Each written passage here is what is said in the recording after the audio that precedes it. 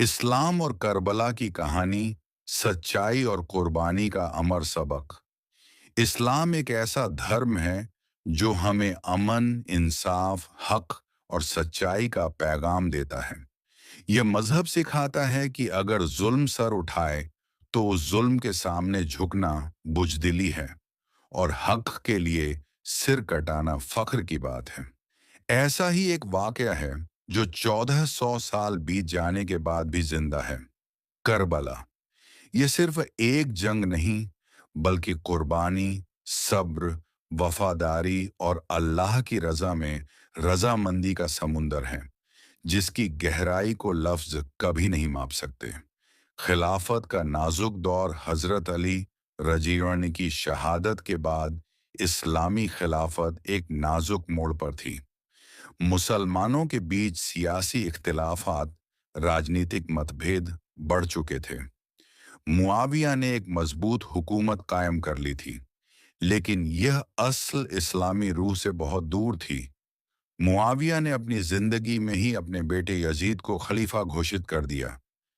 यह फैसला सहाबा ए किराम और तबईन के लिए बहुत तकलीफ देह था। यजीद की जिंदगी, उसका अखलाका, उसकी हुकूमत, सब कुछ इस्लामी उसूलों के खिलाफ था।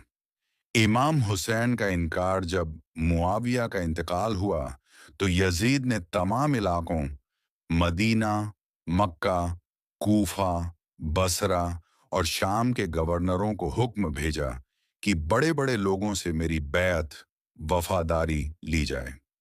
मदीना का गवर्नर वलीद बिन उतबा रात के सन्नाटे में इमाम हुसैन रजिमन को बुलाता है और कहता है, यजीद की बैत करो। लेकिन इमाम हुसैन ने वो ऐतिहासिक जवाब दिया, हम अहले बैत हैं। यजीद शराबी, जालिम और दीन से दूर इंसान है। हम उसकी बैत नहीं कर सकते। यह इनकार सिर्फ सियासी नहीं था, बल्कि एक इलाही फर्ज था। जब बातिल सर उठाए तो एक हुसैनी किरदार उसे ललकारे। मक्का से कूफा का सफर यजीद ने इमाम हुसैन को कत्ल कराने की साजिशें शुरू कर दी। इमाम हुसैन ने खतरा भांप कर अपने अहले खानदान के साथ मदीना से मक्का की तरफ हिजरत की। वहां कूफा से हजारों खत आने लगे, या इब्ने रसूलुल्लाह, आप आइए, हम आपके साथ हैं, हम यजीद के खिलाफ लड़ेंगे। इमाम हुसैन ने मुस्लिम बिन अकील को कूफा भेजा ताकि हालात का जायजा लें। कूफा में हजारों लोगों ने मुस्लिम से बैत की। उन्होंने इमाम हुसैन को खुशखबरी भेजी, कूफा तैयार है, आप तशरीफ लाइए। मुस्लिम बिन अकील की शहादत। लेकिन जब यजीद ने इब्न ज़ियाद को कूफा का गवर्नर बनाकर भेजा, तो हालात एकदम बदल गए। उसने लोगों को डराया, धमकाया, कैद किया और आखिरकार मुस्लिम बिन अकील को शहीद कर दिया। रास्ते में इमाम हुसैन को यह खबर मिली। उनके साथियों ने कहा, अब सफर रोक दीजिए, लेकिन इमाम हुसैन ने फरमाया, अब लौटना बुजदिली है। अब तो हम अल्लाह की रजा के लिए कुर्बानी देने जा रहे हैं। करबला की सरजमीन 2 मुहर्रम को इमाम हुसैन का काफिला करबला पहुंचा। एक सूखी वीरान जमीन। यजीद की फौज ने उन्हें घेर लिया और दजला फुरात पर कब्जा कर लिया।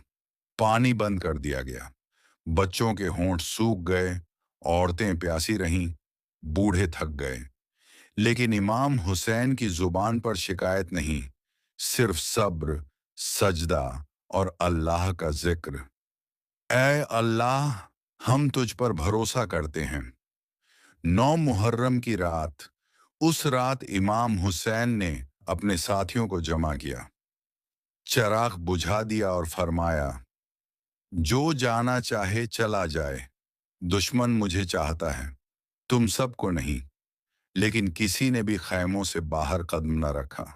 सबने एक ही बात कही, हम आप पर कुर्बान हैं, मगर आपको अकेला नहीं छोड़ सकते।